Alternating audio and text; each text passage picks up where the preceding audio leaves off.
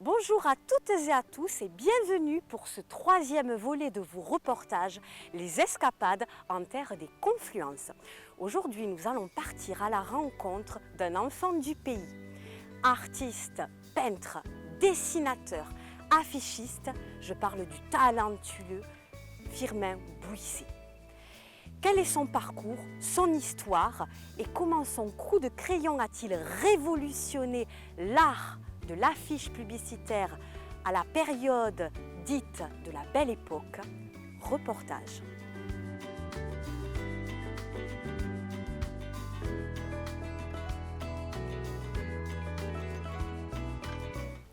Le petit Firmin va grandir et s'épanouir dans ce cadre de nature qui était tout autour de son lieu de naissance. Il va représenter la lumière changeante sur la rivière, les fleurs, les enfants, les arbres. Tout son environnement va beaucoup l'inspirer et ce tout le long de son œuvre, ce qui va inscrire l'artiste dans ce mouvement art nouveau très en vogue à cette époque. Aujourd'hui, le moulin de Bidounet est l'accueil du camping municipal de la ville de Moissac, situé sur cette île de Bidounet classée zone Natura 2000.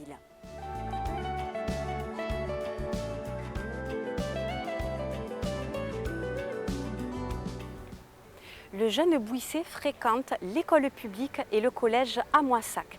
D'ailleurs, ses professeurs remarquent rapidement ses talents pour le dessin.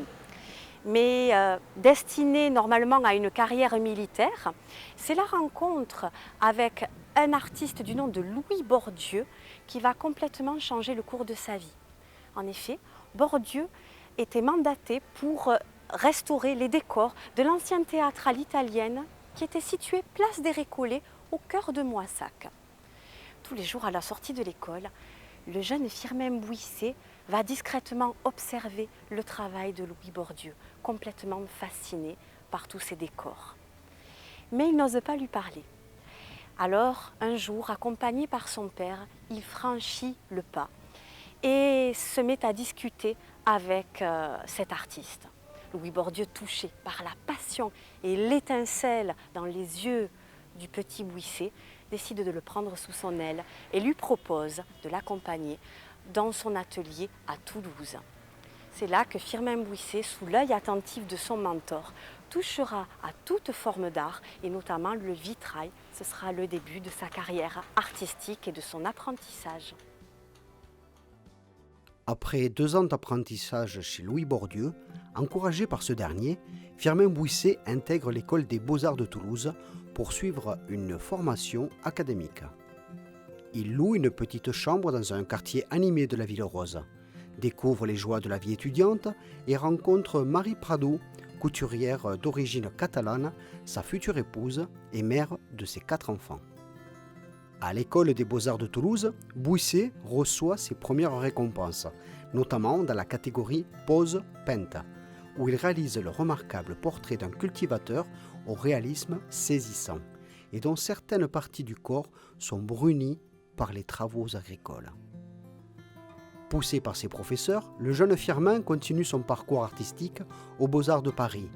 À 20 ans, grâce à une bourse d'études octroyée par la mairie de Moissac, sous l'impulsion de l'adjoint au maire, le poète et écrivain Camille Deltil, Bouissé poursuit ses études et s'installe dans la capitale. Il expose d'ailleurs un magnifique portrait de son bienfaiteur au Salon officiel de Paris. En effet, Firmin Bouissé entretient une correspondance avec Camille Deltil, auteur qu'il admire particulièrement. Bouissé s'installe dans le 13e arrondissement de Paris, un quartier champêtre au loyer modeste. Il profite de la vie parisienne et fréquente un cercle d'artistes dont le sculpteur Antoine Bourdelle, originaire de Montauban. Firmin Bouissé et son art s'épanouissent à une époque où la société est en pleine mutation. L'invention du téléphone, l'école obligatoire par Jules Ferry, le 14 juillet devient fête nationale, la création des syndicats. Paris est en pleine effervescence. La liberté de la presse est totale. Les arts foisonnent. L'impressionnisme est à son apogée. L'art nouveau est à la mode et la Tour Eiffel est inaugurée lors de l'exposition universelle. En marge des officiels et de l'art académique, des revues, salons et écoles d'art indépendants voient le jour. Bouisset fonde sa propre revue artistique appelée Gravure et lithographie française, en collaboration avec d'autres affichistes tels que Chéret ou Steinlen, et crée son école d'art, l'Académie Ingres, qui s'installe dans la maison des Arômes à Paris, bâtisse dans le style Art Nouveau.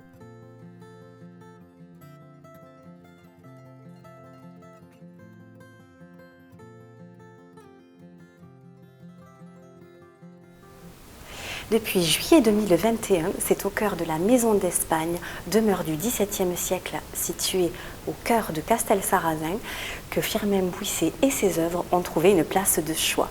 Lové dans un bel écrin de briques sur 2 étages, gravures, dessins, affiches publicitaires vous attendent.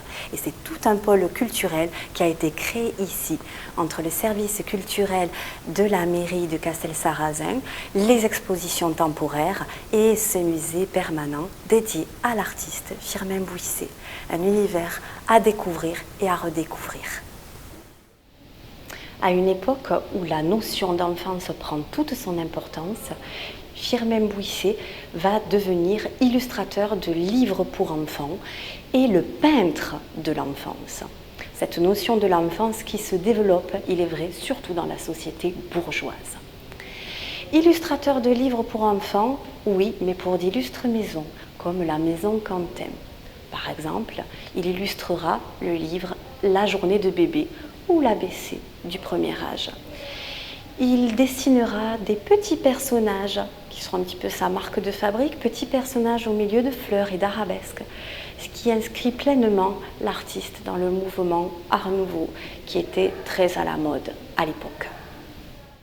L'essor de l'affiche publicitaire est directement lié à celui de la lithographie, une technique inventée par l'allemand Sennfelder à la fin du XVIIIe siècle.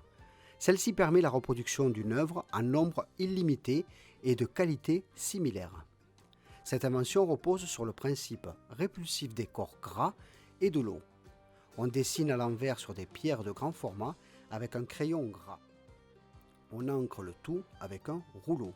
L'encre va ainsi venir s'incruster uniquement sur les parties grasses. On applique ensuite le papier dans une presse à imprimer pour obtenir le dessin souhaité. L'arrivée du chemin de fer en France permet à cette technique de se développer. Les pierres lithographiques sont importées de Bavière et arrivent par le train. En 1860, les premières affiches pub sont créées grâce à la lithographie. Le maître en matière est d'abord Jules Chéret, qui excelle dans son art, notamment pour la création d'affiches en couleur, appelées chromolithographie. Steinlen, Toulouse-Lautrec, Mouchat et Bouisset lui emboîtent le pas et participent à cette mode de l'affichomanie. La pub est reine. Les murs du Paris de la Belle Époque sont inondés d'images vantant les mérites de divers produits. L'art de l'affiche est alors à son paroxysme. Firmin Bouisset va être contacté par une illustre chocolaterie, Meunier, qui va mettre en place toute une campagne de promotion de communication autour du chocolat grande consommation en tablette et sécable, dans le but donc d'éviter toute forme de contrefaçon. Et c'est dans ce contexte-là que Firmin Bouisset va réaliser sa première affiche publicitaire en 1892. Pour ce faire, il prendra pour modèle sa fille aînée, Yvonne, qui était alors âgée de 9 ans. Elle est ici représentée de dos, les tresses nouées entre elles avec sa petite jupe bleue, un parapluie à ses pieds avec un panier en osier contenant le chocolat Meunier qui est bien identifié avec ses boîtes bleues. Et elle écrit, comme elle écrirait sur un tableau, éviter les contrefaçons, c'est pourquoi cette affiche a été créée. Le style Bouisset est très reconnaissable. C'est un personnage unique qui est mis en avant, un trait simple, épuré, des aplats de couleurs, un slogan minimaliste, de manière à optimiser, à mettre en avant et à donner à comprendre le message publicitaire. Et ça marche. De suite, c'est le cocktail de la réussite pour l'artiste. Firmin Bouisset, artiste visionnaire, a complètement révolutionné l'affiche publicitaire en plaçant l'enfant au cœur de l'image comme prescripteur.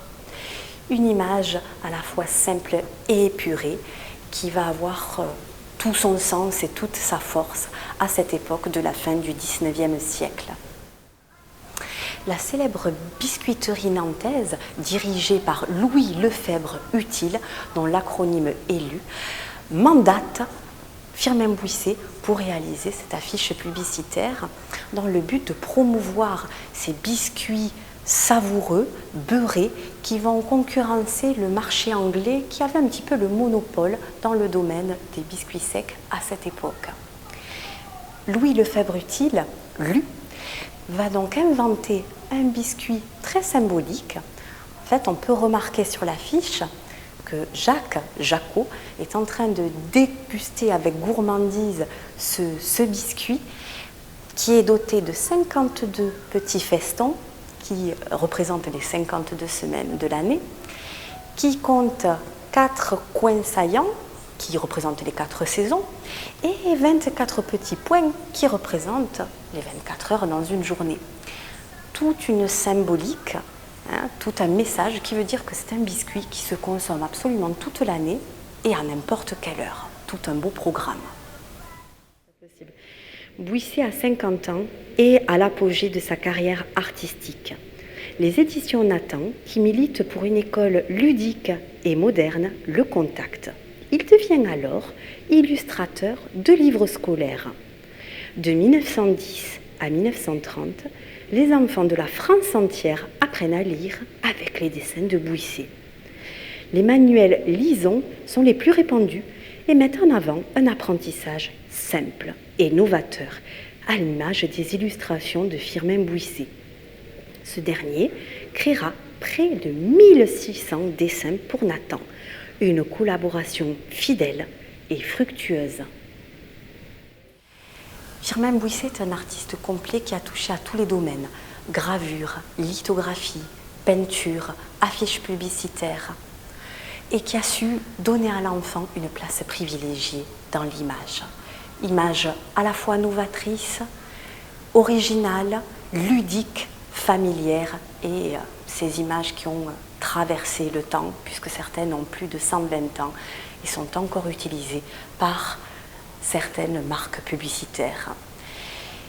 Un artiste qui a aussi influencé d'autres générations de peintres et de dessinateurs, à l'instar de Jean Colladon, qui a créé une fresque monumentale à l'an 2000 et qui se trouve rue Sainte-Catherine à Moissac. Un artiste parmi les plus talentueux de son époque, à découvrir encore et toujours.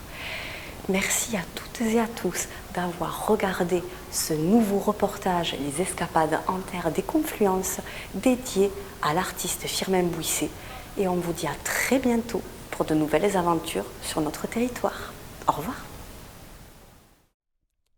Cette biographie, signée Annie-Claude Elkaïm, est le récit de la vie romanesque du petit enfant pauvre de Moissac, devenu l'affichiste de renom que l'on connaît. Dans ce livre très documenté, Annie-Claude Elkaïm nous fait partager tout à la fois la vie de Bouisset, son enfance sur les bords du Tarn, ses études, sa vie de peintre et d'affichiste comblée par le succès, mais aussi toute la démarche artistique dans cette belle époque si foisonnante. Un livre référence sur Firmin Bouisset où l'on retrouve, de page en page, les affiches, les gravures, les illustrations de celui qui nous a transmis ces personnages indémodables.